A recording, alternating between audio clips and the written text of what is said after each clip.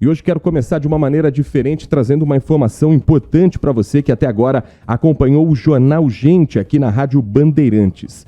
A cidade de Americana confirmou nas últimas horas 2 casos positivos da Mpox.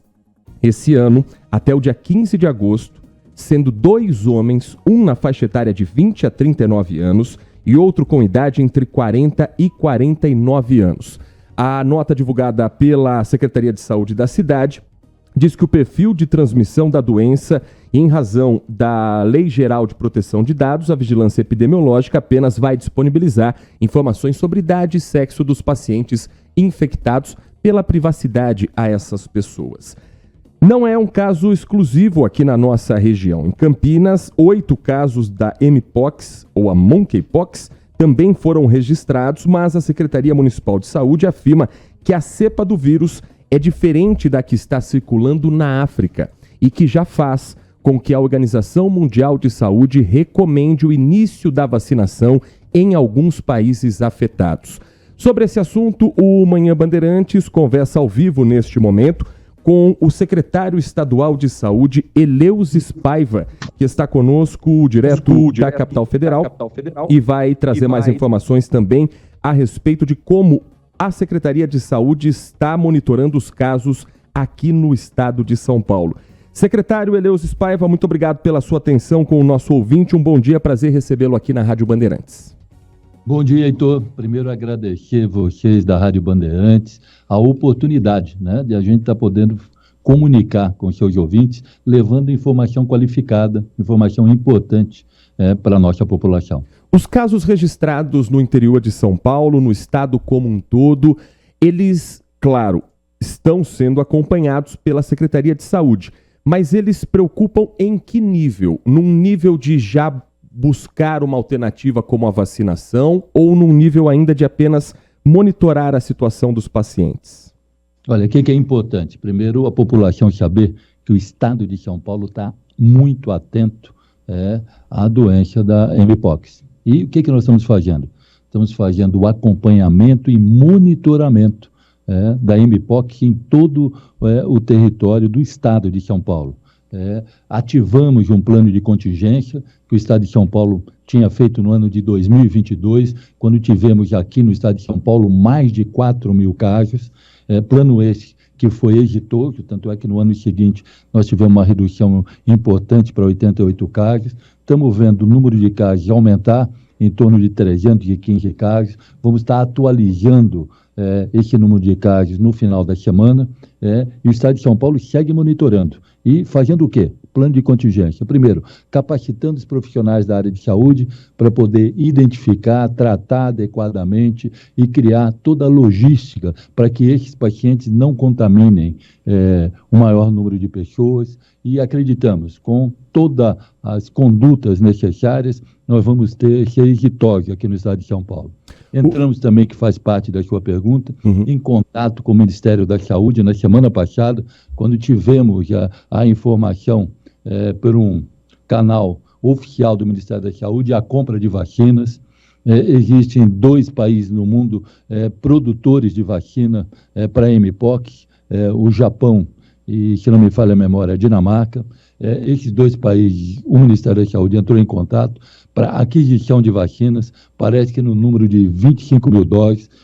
Comunicamos ao Ministério, primeiro, confirmação do número de doses e quais os números que serão enviados em São Paulo para montarmos a logística de quais os grupos que terão prioridades na cobertura vacinal. Então, não é um motivo de alarde, mas é um motivo da gente estar atento, de estar monitorando, de estar acompanhando e tomando todas as condutas necessárias. Os sintomas da Mpox, eles podem se confundir com algumas outras doenças. São febres, dores no corpo, dor de cabeça, calafrio, fraqueza e aquelas chamadas ínguas, que são sintomas também clássicos dessa doença. O tempo de intervalo entre o contato com o vírus e o início da manifestação é entre 3 e 16 dias.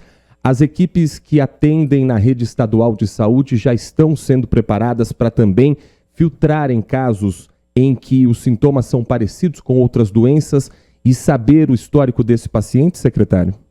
Olha, exatamente, foi exatamente isso que nós estamos conversando inicialmente, Heitor, porque o que nós estamos fazendo? Qualificar as nossas equipes, trabalhar com as nossas equipes, que elas possam identificar precocemente esses casos, né? Como você falou, como qualquer doença viral, sintomatologia, né, os sinais, sintomas, eles são muito parecidos, né? Eu diria que na Mpox, nós vamos ter, fora esses sintomas, o aparecimento daquelas vesículas, daquelas bolhas que acabam eclodindo, e é justamente na fase de eclosão que aquele líquido é extremamente contagioso. A partir disso, nós temos que tomar todas as medidas. Quando já se forma aquela crosta, né, que está secando e se forma aquela crosta, o contágio diminui, né? O tempo, você me fala adequadamente, o tempo que a gente tem aí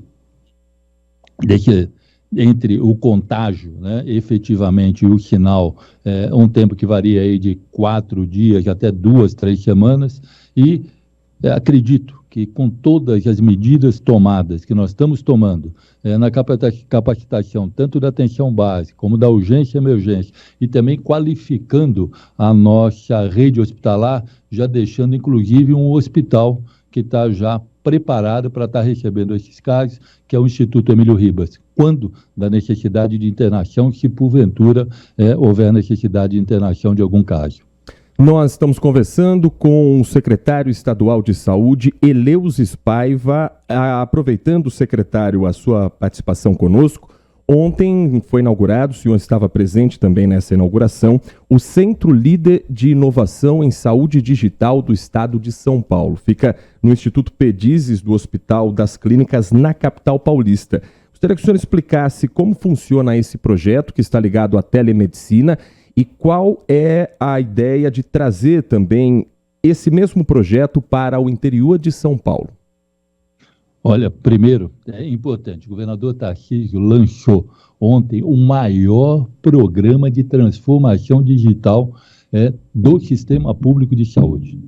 Junto com isso, nós também inauguramos o Centro Líder de Inovação em Saúde Digital. O que é esse Centro Líder?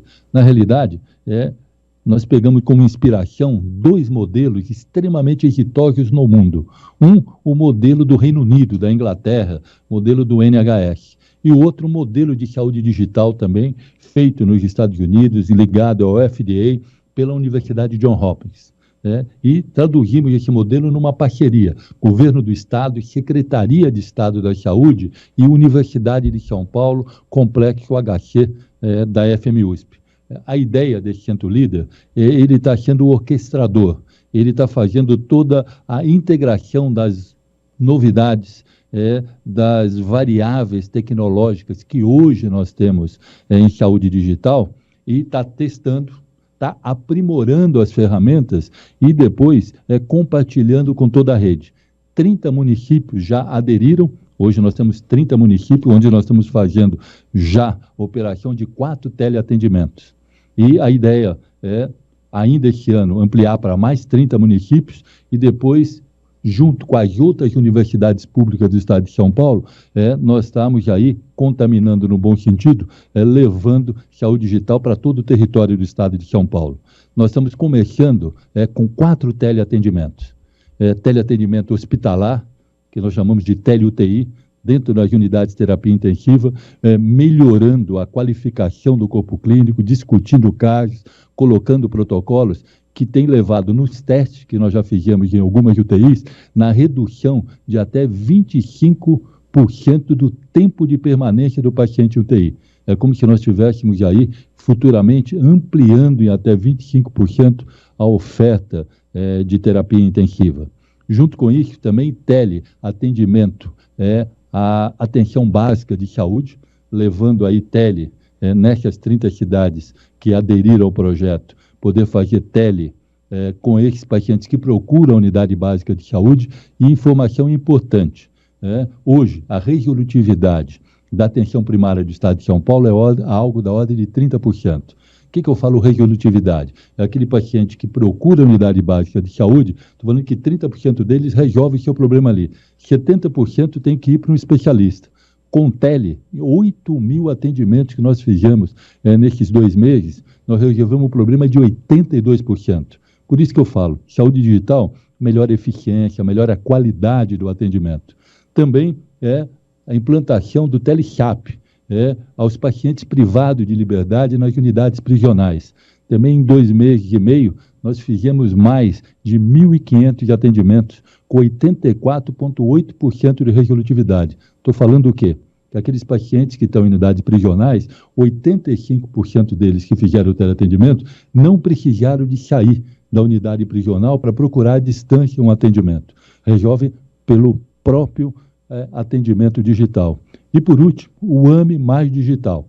Essa daí é inovadora em todo o território nacional. O que nós estamos fazendo? O AME híbrido. O AME, que quem está nos ouvindo já está acostumado, quem vai no AME, aquele atendimento presencial, mas a opção também de fazer um atendimento à distância. De que forma? Primeiro, utilizando duas vertentes que nós temos no AME. Primeiro, aquelas especialidades onde a demanda é muito grande e tem fila, para a gente poder reduzir essas filas. E segundo, especialidades onde nós temos dificuldade de fixar profissionais, que acaba gerando filas, também poder impactar. Então, dessa forma, acredito que o governador Tarcísio dá um passo importante para a gente diminuir as desigualdades que nós temos na área de saúde, ampliar o acesso, mas tão importante quanto ampliar o acesso, aumentar a oferta, é aumentar a oferta com qualidade, com eficiência e com otimização de recursos. Secretário, para a gente finalizar, esse ano Campinas sofreu em 2 meses com a superlotação em hospitais do SUS, por falta de leitos no mês de março, no mês de abril. Há um estudo da Unicamp de 2023 de que a região metropolitana de Campinas possui um número de leitos hospitalares abaixo das médias estadual e nacional. O que a Secretaria de Saúde tem feito de lá para cá para resolver esse déficit? Olha, primeiro que nós estamos muito atentos a esse problema e sempre articulando muito com o secretário de saúde da região, buscando saídas, inovações para poder melhorar esse sistema. Eu lembro que quando nós começamos o projeto de regionalização, eu tive a oportunidade de ir por 2 vezes em reuniões de oficinas na cidade de Campinas e com toda a região, e colocava um primeiro momento seguinte: olha, vamos primeiro esgotar todas as possibilidades que nós temos para poder ampliar o número de leitos que hoje nós temos na região e pensarmos até no futuro da necessidade ou não de um novo hospital na região. E olha, informação para dar para vocês, só com a regionalização e com a tabela SUS paulista. O que é a tabela SUS paulista para quem está nos ouvindo? É que a maioria dos procedimentos no Sistema Único de Saúde, eles estavam sem reajuste há 20 anos. Isso gerava o quê? Os hospitais filantrópicos, quanto mais eles atendiam, quanto maior era o seu endividamento, o que levava o quê? Uma redução de atendimento. E eu falava, e agora vou dar número para vocês, que quando nós melhorássemos o financiamento desses hospitais, pagando adequadamente uma tabela do sistema público, nós íamos ampliar a oferta. E vou trazer números para vocês. A região de Campinas recebeu, nesses primeiros 6 meses, mais de 160 milhões de reais de aporte ao sistema público. E isso impactou positivamente? Impactou. Nós aumentamos o número de AIH na região em mais de 11.500. Aumentou mais de 11.500 AIH. O que é AIH para quem está nos assistindo? É autorização de internação hospitalar. Então, eu estou falando que aí na região de Campinas, nós aumentamos aí por mês algo em torno de 1.800 internações. 1.800 internações, se a gente fizer um cálculo com o tempo médio de internação de 5 dias, nós vamos ver que é como se nós tivéssemos ampliado mais de 320 leitos na região de Campinas. E mesmo com isso, nós estamos vendo isso. Então, o estado de São Paulo, ponto de vista de gestão, de qualidade, nós estamos ampliando cada vez mais o acesso da população. E vamos continuar discutindo com os secretários municipais, com os prefeitos, a necessidade de ampliarmos ainda mais, agora com uma oferta de mais 20%. E também fazendo avaliação, não só com a Unicamp, mas com todos os setores, a necessidade ou não de um hospital regional do estado na região metropolitana. Nós conversamos no Manhã Bandeirantes com o secretário estadual de saúde, Eleusis Paiva, a quem agradecemos muito pela atenção com o nosso ouvinte. Secretário, um bom dia, bom trabalho para o senhor e para toda a sua equipe. Eu que agradeço. Um abraço para você, a todos os ouvintes da Rádio Bandeirantes. Obrigado pela essa oportunidade desse canal direto que nós temos com o seu ouvinte. Um abraço, um bom dia, uma boa semana. Muito obrigado, nós é que agradecemos a Eleusis Paiva, secretário do Estado de São Paulo na pasta de saúde. Falamos a respeito das ações que estão sendo feitas pelo governo do estado no combate à Mpox